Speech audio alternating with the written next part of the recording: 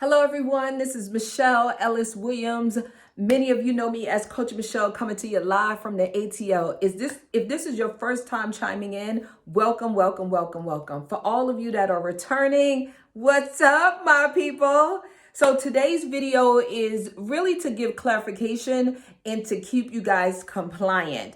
What I have found is that many of you, especially in Florida, many of you are getting dings and citations and warnings and write-ups and things like that based on really not understanding the difference between a home care companion sitter homemaker type business versus a non-skilled or non-medical home care agency that is actually providing personal support services, personal care services. So I want to really bring some clarity to you guys today that are just getting started, thinking about getting started, and may actually own one of the businesses that we're discussing today, just to make sure that you do not get yourself in any type of trouble with the state, if you're in a regulated state, and or with your license, the type of coverage you have, the services, just to mitigate your liability as much as possible.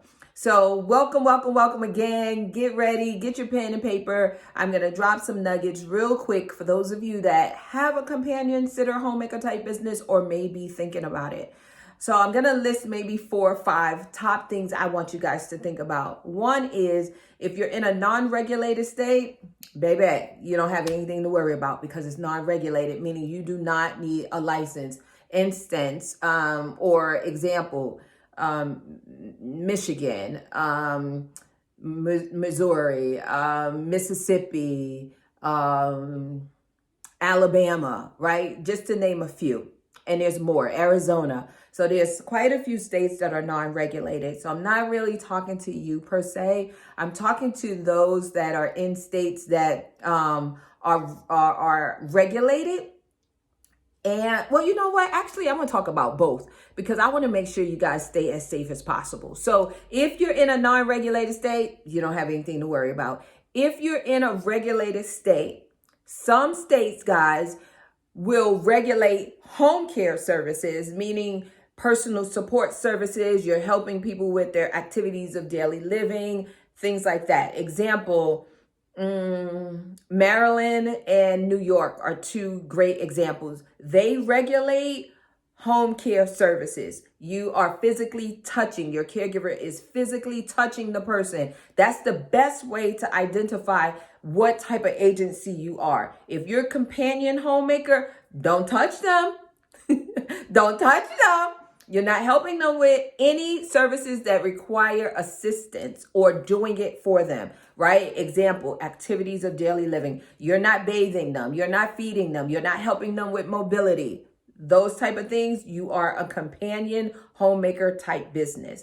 In Maryland, in New York, they regulate home care services. However, they do not regulate homemaker companion type businesses. So a lot of you are getting that confused. Like New York, for instance, they have a moratorium. They're not accepting applications right now for home care, right? At least the last time I checked, which was about a month or so ago, right? So, and we're in November right now. So, and things do change. However, I believe the moratorium is still there.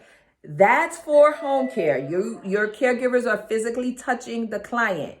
You can start a homemaker companion type business. In Maryland, Maryland is accepting applications. However, it takes a really long time.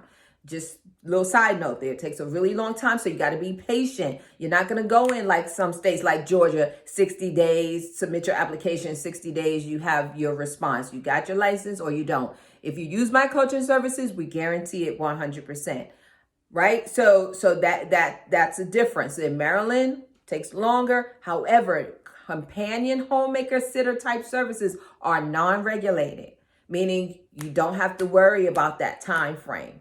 All right. So let me know if you guys are following along. Just put some comments down below and let me know you got me. And if you need clarification, ask some questions and make sure that, and I'll make sure I answer them for you. Right. So top clear indicator. Number 1, your caregivers are not touching them. That means your companion sitter services. What I have found in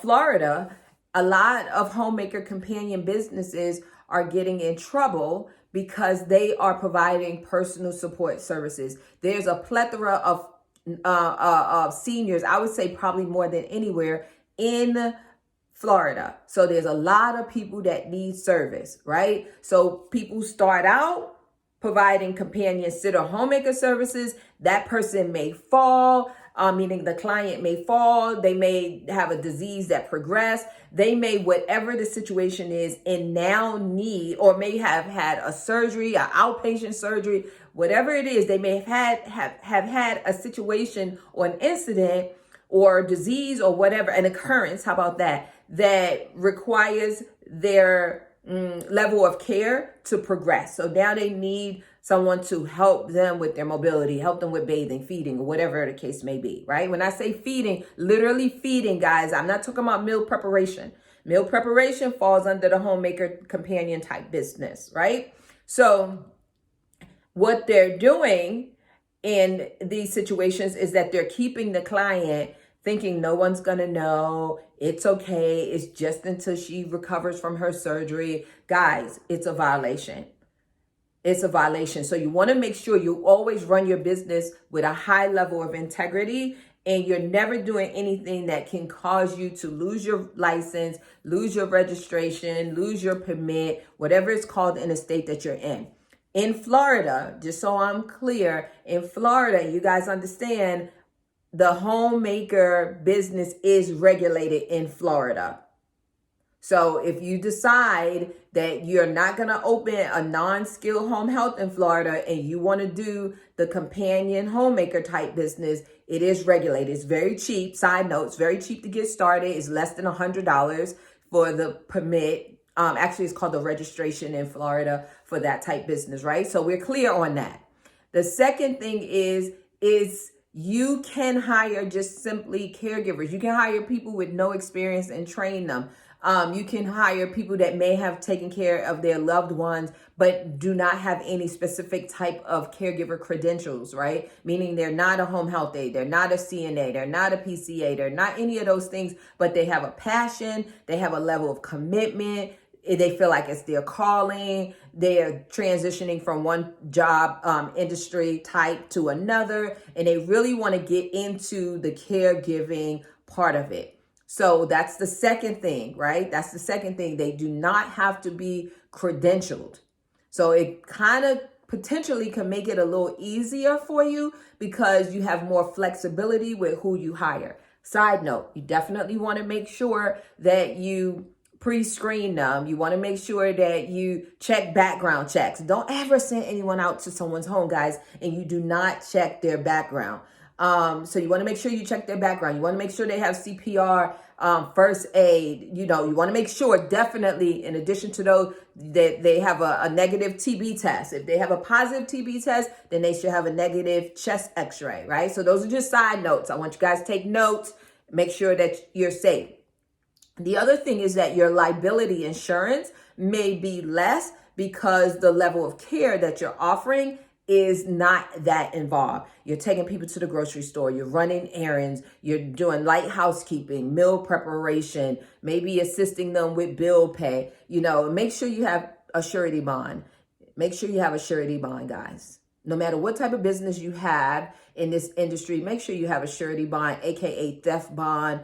Very inexpensive to get, but anytime your caregiver, your employee is dealing with money, actually anytime they're in a home, people have assets laying around as far as wedding rings and jewelry or valuables or whatever. So you always want to make sure you have a surety bond, SURETY, I believe is the spelling, aka theft bond, right?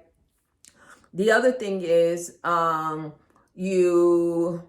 let's see what else. Yeah, so you want to make sure you still do that, guys. And you could do a criminal background check. You could do fingerprints. You can have them go to the local police station, sheriff, whatever, and get, a background clearance there as well. You could do live scan. You could do a lot of different things. So let me recap, because I was going to just go 1, 2, 3, 4, 5, but I touched on a lot of things. So 1, It's not regulated in many states, but you want to make sure you check, because there are some states that regulate, right? So there's a difference, guys. Homemaker companion, to reiterate, versus non-skilled home care, non-skilled, non-medical. All those things are the same. Non-skilled home health, non-skilled medical, and non-skilled medical, non-medical. All those things still the same, guys. There's only a handful, very, very few states that call it non-skilled home health. So some of you may be getting confused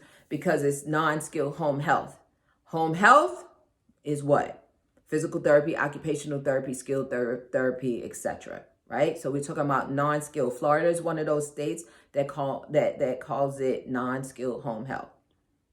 Okay, I'm trying to be very clear, but I'm trying to give you guys some details. So let me know if you guys understand what I'm saying, if you have questions, because I'm giving you comparisons and I want to make sure that you guys are clear on this. So if you have questions, fine, let's talk about it in the comments, because I want to make sure you guys are good. So low startup costs. It's not going to cost you a whole lot of money to start a companion homemaker business. Some states are not regulated. If you're not doing personal care, you're not touching them.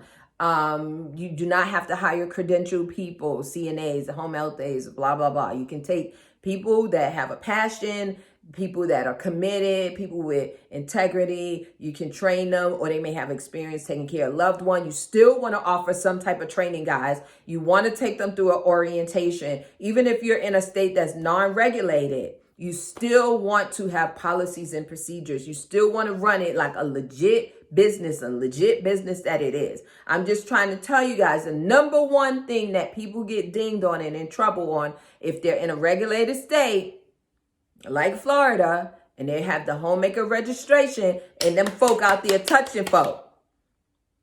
Them folk out there touching folk, meaning your caregivers, your employees are out there touching them. You cannot. They have to be able to do things themselves, and you're just helping them with companion. And I listed those things a couple of minutes ago. So that's the top thing that people get in trouble for. So, and then let me say this before I go also, guys, and I'll use Florida as a reference. If you start a homemaker business in Florida, you get your registration, you pay the $50 some, I believe it is. So I'll just say less than $100. You still want to make sure you set up your entity, get your business license, all that stuff. You can become a Medicaid provider in the state of Florida, which would allow you to touch people, meaning personal support services, personal care services, helping them with activities of daily living through the Medicaid program. So any clients that you get through the Medicaid program, it's okay. People get confused on that as well. It's okay, because that's a specific program and you go through your application and everything for that. I'm talking about your registration that you get through ACA in Florida, right? You cannot touch anyone. So again, guys, this is just real quick, giving you some nuggets, making sure that you guys stay safe and you follow the law. You follow the rules and regulations, or in your state, they may be called a code, right? So let me sum this up for you. If you're in a regulated state, you're going to check. Georgia, for instance, Georgia has 3 services under their personal home care provider license or permit. Skilled nursing. Yes, I said skilled nursing. That's another video. Personal care services, companion sitter. So question, guys, I'm not going to give you the answer. I want you to put it in the comments. If Georgia is regulated and they offer 3 services, skilled nursing, personal care, companion sitter, can you, if you only want to do companion sitter, my question to you, this is a test. I've never done this before. This is a test. Can you offer homemaker companion services without a license? That's the question. I want you guys to answer that down there and let me know that you guys are understanding the information that I'm giving, because I'm toggling back and forth. So you can, and if you need assistance, of course, we would love to help you out. You can find out more about our services at myhomecarecoach.com, myhomecarecoach.com. myhomecarecoach.com. And definitely, guys, I want you to check me out on Facebook. I'm always dropping information on Facebook at I Am Coach Michele. Michele has one L. We have conference coming up every year in March. We do conference. So guys, come to conference. The Home Care Empowerment Conference is amazing. It is amazing. It's life-changing. We have people that come to conference that never, ever, ever had a business, leave on fire, generate hundreds of thousands of dollars, millions of dollars, just from being inspired, being enlightened, expanding their mindset, meeting like-minded people. Guys, there's nothing like being in a room full of like-minded people. So when you go to my website, www.myhomecarecoach.com, you want to also click on events and check out the Home Care Empowerment Conference, because it ain't no conference like the Coach Michele conference. It ain't no conference like the Coach Michele conference. So you guys take care. God bless. And last but not least, click the bell so you can be notified each and every time I drop a new video, and also subscribe if you find value in the information that I share. Y'all take care. God bless. Have a super, super, super fantastic day. And there's room for all of us at the top. Take care. God bless.